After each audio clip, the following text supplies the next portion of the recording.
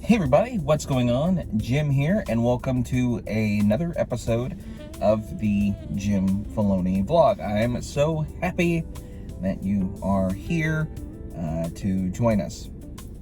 And today, I wanted to just have a little conversation about something that I particularly enjoy. And I'm just wanting to share my thoughts and my excitement for said thing. And that is the slew of Dragon Ball content that we are going to be getting here in the near future. Now, the first thing that I want to talk about is the return of Dragon Ball Super. The highly anticipated return of it. And what they're doing a couple different things that I find very interesting. So they are remaking the old arcs of Dragon Ball Super. So the Beerus arc, the Resurrection F arc, the different tournament arcs, the Goku, and presumably the different tournament arcs in the Goku Black arc and the Tournament of Power arc. And for that, I'm pretty excited for it because, as we know, if you're a Dragon Ball fan, Dragon Ball Super, especially in those early episodes, definitely had some animation issues. For some reason, Toei made the show very cheap.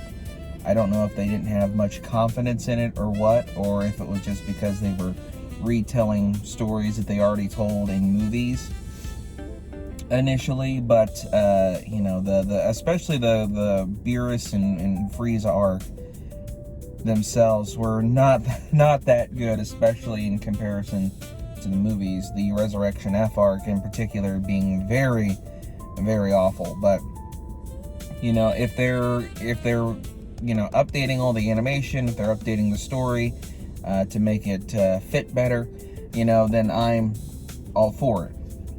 It will be dumb, this being the third or fourth time Battle of Gods gets retold.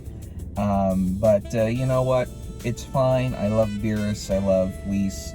I love that whole era, that it introduces. So ultimately, I'm okay with it. But part of me does find it, a little silly. But at least now we have definitive versions of the different arcs coming out. And then of course that will be leading into the Moro arc, which is where the manga continued after the anime ended with the Tournament of Power arc. So very interested in seeing that finally being animated and brought to life. Very much anticipating that.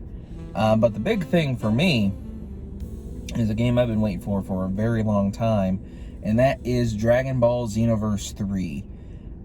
So I picked up the first Dragon Ball Xenoverse just kind of on a whim. I hadn't played a Dragon Ball Z related game in a very, very long time at that time.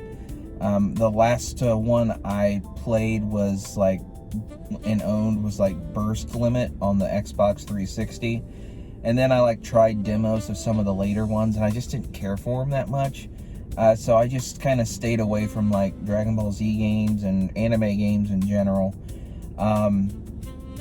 But following that, I on a whim, Dragon Ball hype was big because Battle of Gods was coming out, and I was really pumped about that, and I was like, man, a Dragon Ball game does sound pretty fun. And then I saw Xenoverse and I did some research on it, and this was maybe a week after it came out initially, and I saw that you got to make your own character and you got to fix the Dragon Ball timeline, which was falling apart. I was like, oh, that's really cool. So I picked that up, and it did have some issues. The first game did.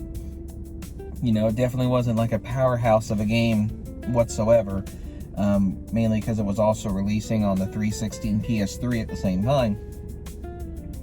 But it just something about it really resonated with me, and I was very happy to see that a year, 2 years later, Xenoverse 2 came out, and it allowed you to transfer your save file over, so that way your character would appear in cutscenes and whatnot. And I thought that was really cool, and having my character be a major part of the story, you know, in the second game was really cool. And then I made my character basically the daughter of my character from the first game. It doesn't really work out that well, but you know, that was the intention behind it. And Xenoverse 2, it was just such a big game, you know. The story was more complex. They added a bunch of DLC to it over the years, and it was just an amazing game that I poured so many hours into it. And you know, there's also several YouTube channels that are dedicated to it that I enjoy watching. Like there's this one guy, I forget his name, but he's very, very good at the game, and he gets challenged by like trolls and whatnot all the time, and people that think they can beat him, and they wager their strongest characters. Whoever, you know, loses has to delete their strongest character, and I've never seen him get defeated. So, you know, it's just a fun watch, really. And you know, just the community around Xenoverse 2 in particular, always such a nice community, really. You know, and when it comes to it, while it is a live service game in many aspects, I think Xenoverse 2 does it the best, where you don't have to be online to play it. You know, you don't have to rely on the internet to play it. You can just, you know, play it, and if you want to play it as a live service game, you can, but you're not forced to. And I think that's the model that live service games should go with when it comes to this style game. You know, because, you know, what if, in like, say right now, the sequel comes out, and majority of the people leave Xenoverse 2 to go to Xenoverse 3, you know, there's not going to be as many people there, you know. So being able to still play it and not have to worry about other people being online to do missions is just an overall benefit, in my opinion. But Xenoverse 3, man, I'm hyped for that game. I am very excited for it. It takes place in the year 1000 in the Dragon Ball timeline, which is very, very far in the future, compared to, you know, where we are now in the timeline. I think it's like,